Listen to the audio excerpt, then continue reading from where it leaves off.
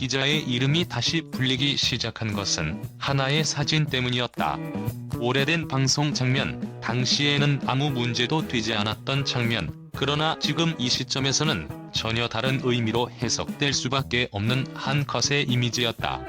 사건의 출발점은 박혜리 씨와 전 매니저 사이의 갈등이었지만 그 갈등은 어느새 연예계 전반을 흔드는 불법 의료 의혹 게이트로 번져가고 있었다. 그리고 그 파문 속에서 또 한 명의 이름이 조심스럽게 그러나 분명하게 수면 위로 떠올랐다. 바로 방송인 전현무였다. 최근 온라인 커뮤니티와 SNS를 중심으로 급속히 확산된 사진은 나 혼자 산다의 한 장면이었다. 화면 속 전현무는 링거를 맡고 있었고 문제는 그 장소였다. 병실이 아닌 이동 중인 차량 내부였다. 당시 방송을 기억하는 시청자라면 정말 바쁜 스케줄을 소화하느라 병원에 오래 머물 시간조차 없었구나 정도로 받아들였을 장면이었다.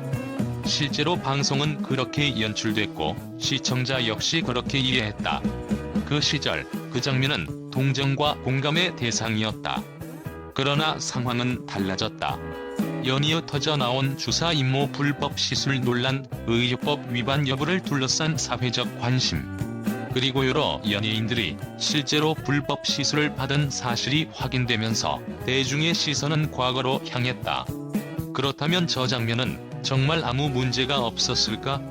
라는 질문이 뒤늦게 던져진 것이다. 의료기관 외 장소에서의 진료는 원칙적으로 불법이라는 인식이 확산된 지금 그 사진 한 장이 던지는 파급력은 결코 가볍지 않았다. 차량 안에서 링거를 맞았다는 것은 무엇을 의미하는가? 의혹은 꼬리를 물었다. 의료진은 동승하고 있었는가? 그 링거는 누가 놓았는가? 응급 상황이라는 예외 조항에 해당하는 상황이었는가? 그리고 만약 의료진이 없었다면 링거가 끝난 뒤 주사바늘 제거와 의료 폐기물 처리는 누가 담당했는가? 단순한 장면 하나가 5가지 이상의 질문을 만들어냈고 그 질문은 온라인을 통해 빠르게 증폭됐다. 논란이 확산되자 전현무 측은 비교적 빠르게 움직였다. 소속사 SMCC는 공식 입장을 내고 사실관계 정리에 나섰다. 문제의 장면은 2016년 방송된 MBC 예능 프로그램의 일부이며 당시 전현무는 목 상태 악화로 병원을 찾아 담당 의사의 진료와 처방을 받고 치료를 받았다는 설명이었다. 촬영 일정상 병원에 충분히 머무를 시간이 없었고 의료진의 판단하에 이동하면서 처치의 마무리 과정 일부가 방송에 노출됐을 뿐이라는 것이 핵심이었다. 소속사는 특히 모든 의료 행위는 병원 내에서 의료진의 판단과 처방에 따라 이루어졌으며 의료인을 개인적으로 호출하거나 불법적인 시술을 받은 사실은 없다고 선을 그었다. 최근 논란의 중심에 선 이른바 주사 임모와의 연관성, 그리고 같은 프로그램에 출연했던 박나래, 키 등과의 연결고리에 대해서도 강하게 부인했다. 일부 장면이 맥락 없이 소비되며 오해가 확산됐다는 주장과 함께 근거 없는 추측과 왜곡된 해석을 자제해달라는 요청도 덧붙였다. 하지만 해명에도 불구하고 논란은 쉽게 가라앉지 않았다. 이유는 명확했다. 설명은 있었지만 대중이 궁금해하는 핵심 지점 몇 가지가 여전히 비어있었기 때문이다. 특히 병원에서 링거를 맞은 뒤 주사 바늘을 꽂은 채 차량으로 이동했다는 설명은 또 다른 질문을 낳았다. 링거가 진행되는 동안 차량 안에는 의료진이 없었다는 점, 그리고 링거가 끝난 뒤 주사 바늘을 전현무 본인이 직접 제거했다는 소속사의 추가 설명은 의료법 위반 여부를 둘러싼 해석의 갈림길이 됐다. 법조계에서도 의견은 엇갈렸다.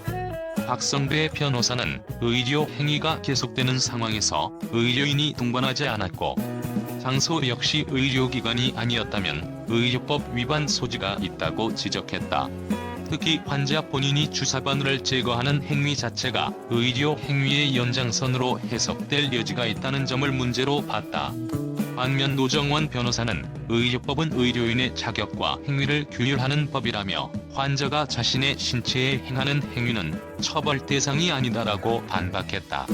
정상적인 의료인이 병원에서 시술을 했다면 이후 환자가 개인 판단으로 링거를 중단하고 아내를 제거한 행위 자체는 의료법 위반으로 보기 어렵다는 해석이었다. 다만 두 변호사의 견해가 갈리면서도 공통적으로 언급된 부분이 있었다. 설령 법적 문제 소지가 인정된다 하더라도 해당 장면은 2016년 촬영된 것으로 이미 9년 가까이 지난 사안이며 의료법 위반의 공소시효는 약 7년이라는 점에서 형사처벌 가능성은 매우 낮다는 것이다. 법적으로는 처벌 가능성 낮음이라는 결론에 무게가 실리는 상황이었다. 그럼에도 불구하고 이 사안이 가볍게 다루어질 수 없는 이유는 따로 있다.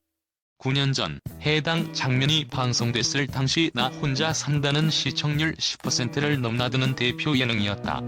의료법 위반이라는 인식 자체가 사회적으로 공유되지 않았기 때문이다.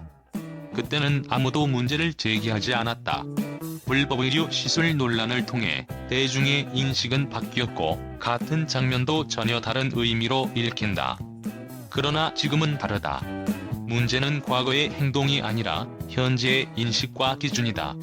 특히 박나래와 키가 실제로 불법 시술을 받은 사실이 확인되며 프로그램에서 하차한 상황에서 같은 프로그램의 절친으로 알려진 전현무가 링거를 맞는 장면이 다시 소환됐다는 점은 대중에게 의구심을 심어주기에 충분했다.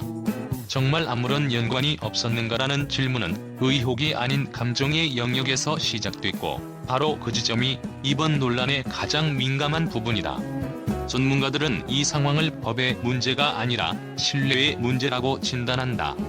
한 연예계 위기관리 전문가는 전현무가 지금 해야 할 것은 법적 해명을 넘어서 대중이 납득할 수 있는 수준의 투명성이라며 당시 진료를 받은 병원이 어디 지역의 어떤 병원이었는지 정도만 명확히 밝혀도 의혹은 상당 부분 해소될 수 있다고 말했다. 실제로 주사 임모가 근무했던 병원이 서울 신사동 일대였다는 점이 알려진 상황에서 그와 무관한 의료기관이었음을 확인하는 것은 논란을 정리하는 가장 빠른 방법일 수 있다. 의료 기록은 항목에 따라 최소 2년에서 최대 10년까지 보존된다. 진료 기록부와 수술 기록은 10년, 처방전은 2년, 간호 기록부는 5년 등으로 규정돼 있다. 해당 사안이 정확히 어떤 기록에 해당하는지는 의료인의 판단이 필요하지만 최소한 확인 가능한 범위 내에서 사실을 점검하려는 노력이 필요하다는 지적이 나오는 이유다. 아이러니하게도 이번 논란은 전현무에게 위기가 아닌 기회가 될 가능성도 품고 있다. 모든 것이 명확히 해소될 경우 그는 같은 논란 속에서도 끝내 선을 넘지 않은 인물로 평가받을 수 있다. 불법 의료 게이트가 연예계를 휩쓴 이 시점에서 투명한 해명과 추가 검증은 오히려 그의 신뢰도를 강화하는 계기가 될 수 있다는 분석이다. 과거에는 문제되지 않았던 장면이 현재의 기준으로 다시 심판받는 시대. 대중의 눈은 더욱 날카로워졌고 연예인의 책임 범위 역시 확장됐다. 전현무의 링거 사진 한 장이 던진 질문은 단순히 한 방송인의 문제가 아니다. 그것은 우리는 무엇을 문제 삼아야 하는가라는 사회적 질문이기도 하다. 그리고 그 질문에 어떻게 답하느냐에 따라 이 논란의 결말 역시 전혀 다른 방향으로 기록될 것이다.